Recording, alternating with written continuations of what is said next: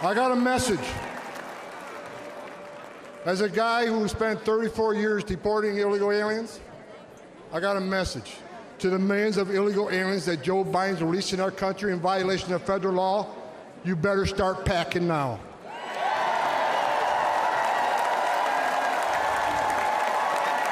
You're damn right.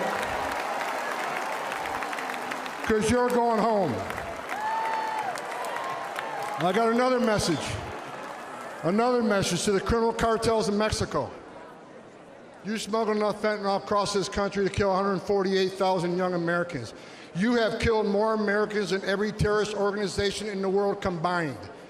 And that's when President Trump gets back in office. He's going to designate you a terrorist organization, and he's going to wipe you off the face of the earth. You're done. You're done.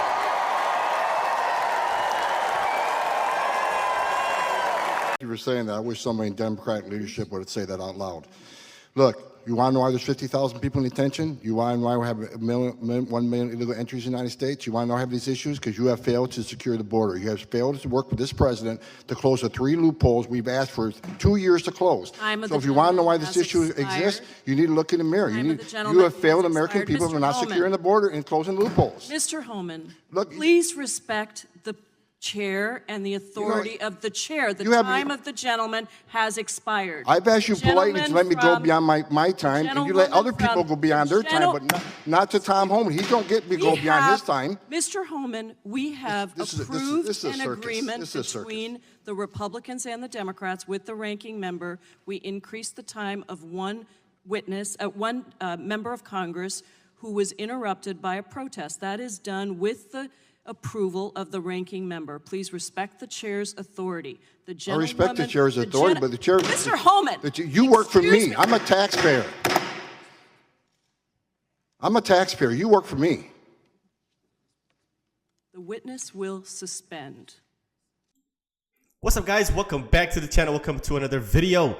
The title of this clip says, quote, "I'm pissed off. Tom HOMAN tapped by Trump to return as the border czar." So let's get into this clip here, guys, from Fox News. But before we do, please hit the like button down below. It really helps the channel out. And of course, if you're brand new, consider hitting the subscribe button. And stay to the end, guys. We're going to get into the comment section of the video. Let's get the clip rolling. President-elect Trump's new cabinet is starting to take shape because overnight, while you were sleeping, he tapped Tom HOMAN to be his border czar. Trump saying, quote, "There is nobody better at policing and controlling our borders." Likewise, Tom HOMAN will be in charge of all deportation of illegal aliens back to their country of origin. He worked with the president to come up with this job description, so let's hear from him. In his first interview after the major announcement, incoming border czar Tom HOMAN. Tom, congratulations to you. It's bad for us. We lose you as a contributor. What went into the decision and the position? Well, look, I've been on this network 4 years complaining about what this administration did to this border. I've been yelling and screaming about it, telling them what they need to do to fix it. So when the president asked me, would you come back and fix it? Of course I have to. I'd be a hypocrite if I didn't. So, look, I'm honored the president asked me to come back and help solve this national security crisis. So I'm looking forward to it. And look, I love Fox. I love the family there. But I think that the calling is clear. I got to go back and help because every morning I get up, every morning I'm pissed off about what this administration did to the most secure border in my lifetime. So I'm going to go back and do what I can to fix it. So, Tom, let's talk about the job because you're not an amateur. You've been doing this for years. You're a beat cop. Also, you worked the border before, went over to ICE. You've done it all. What does the process look like? Because I think some people get the impression that you're shooting from your hip, but you know what you're doing here, right? I know exactly what I'm doing. And look, this is the second time I came out of retirement for this president, and because it matters. And look, I was a border patrol agent. I wore that uniform, and I'm proud that I wore that uniform. So, and I was an ICE agent. I was the first ICE director that actually came up through the ranks. So the 20,000 men and women that worked for me, I didn't ask them to do anything. I did do myself. I was one of them. So look, I know the border, and I know there's a lot of great patriots. Look, I shut my phone off Friday night because I couldn't handle the phone calls, the texts, and emails from thousands of ICE agents and border patrol agents excited about the rumor I'm coming back. But more importantly, thousands of retired agents retired Border Patrol agents, retired military that want to come in and volunteer to help this president secure the border and do the deportation operation. So I've been off the grid for 3 days just because I couldn't handle all the phone calls, and plus all the death threats rolling in. My family's not at home right now because that's starting. But that's something we're going to deal with. They're not going to bully me away. They're not going to shut me up. They're not going to make me go away. This is the biggest national security vulnerability this nation has seen since 9/11. We have to fix it. And it's one of the reasons Kamala Harris lost and Donald Trump won. So and Tom, actually, just speaking of that, before they go on, as far as the biggest threat, as far as national security goes since 9/11, he's actually right. Because speaking of 9/11, that was almost 20 plus years ago now. What happened at that time? Well, we went and basically destroyed the Middle East essentially, and there were children, right? That were maybe 5, 4, 3 years old, who lost their fathers, their uncles, their brothers, their dads in that war, and they are now adults. And what do they want? They want revenge, retribution. And so if the same country that came and destroyed your country and killed practically your whole family is allowing anybody and everybody to come into their country unchecked, unvetted, well, this is the perfect opportunity, a perfect time for them to come into this country and get that revenge that they're looking for. And it only takes one. It only takes one. And that's the biggest threat. That's what I believe. And that's what I see as being the most dangerous part about the border being wide open. And of course, fentanyl and cartel gang members and all that is dangerous. But terrorists and individuals that are here seeking revenge, that are essentially enraged, they're pissed off, they're bloodthirsty essentially, and that same country is letting them come in. Come on now, this is the perfect opportunity for them to come in and do what they want to do, and that's why this is so dangerous. Deportations. I know during the last Trump administration, when you were there, they did have the large-scale worksite, essentially. Raids where they would go into a place and there would be hundreds of people who were in the country illegally. I know on 60 Minutes a couple of weeks ago you said that those would continue under Donald Trump in the next administration. What do you have planned? Well, I know you don't want to give away the whole game book, but you do have deportations, mass workplace stuff planned, any other kind of category of deportations of interest? Look, as the president said on stage many times, which I agree with 100%, it's going to be the same it was during his first administration, which is just a hell of a lot more of them because 10 million people have entered this country illegally under the Biden administration, or they actually let into this country, even though it's violation of federal law, what they've been doing, the abuse of the parole authority. But look, I've been clear, President Trump's been clear. Public safety threats and national security threats will be the priority, because they have to be. They pose the most danger to this country. So we're going to prioritize those groups, those who always have final orders, those that had due process at great taxpayer expense, and the federal judge says you must go home, and they didn't. They became a fugitive. So, and as far as worksite operations have to happen. Here's why, Steve. Where do we find most victims of sex trafficking and forced labor trafficking? At work sites. And the Biden administration shut down work sites. On one point, they say we care about sex trafficking and human trafficking. Then they shut down work site enforcement, which is one of the main areas we find the victims of this. I want to add one more thing, another priority. This administration has lost over 300,000 children that were smuggled in this country by criminal cartels they can't find. That's another priority. We need to save these children because some of these children are in forced labor, some of these children are in sex trafficking, some of these children are living a life of hell every day. And we need to save these children and get them back with their families. Tom, first of all, congratulations to you. And I'm so glad for the Border Patrol that morale is already being lifted. They have just been beaten down by the policies of this last administration. I'm really encouraged by what you're saying, because I think the toughest part of your job isn't the deportation. It's dealing with the propaganda from the other side saying that what you're doing is not compassionate, that it's not humanitarian. And what do you plan to do? I'm glad you mentioned the 300,000 children that are missing. But how are you going to deal with those kinds of attacks, even though you know that this open border has led to sex trafficking of children and exponential increase of child labor. Yeah, before he answers, that's exactly what they're going to do. The left and the Democrats and the mainstream media are going to play on the compassion side of the argument here. And that's the only thing that they have, because they have no argument to actually debunk the policies that they're going to implement to deport these people. And they can't debunk the fact that there are a lot of illegal immigrants here. So what they're going to try to do is just play on the emotion side. That's what they're all going to try to do, is just try to make people feel bad for agreeing with stuff like this, or trying to make them feel bad. And what he has to do is just ignore it.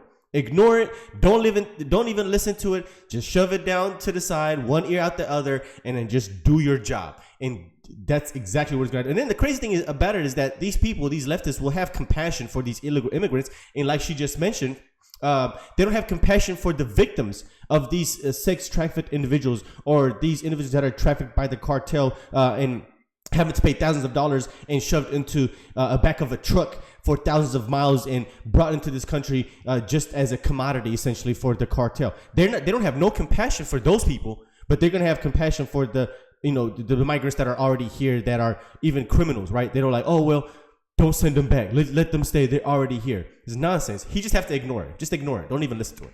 Illegal child labor. Frankly, I don't care what people think about me, especially the left. Again, when you have a historic crisis, a crisis this big, here's what they need to know. When you have a crisis this big that overwhelms the Border Patrol, where the majority of Border Patrol are no longer on patrol, they're making sandwiches, they're changing diapers, they're making baby formula, they're making hospital runs, they're making airport runs.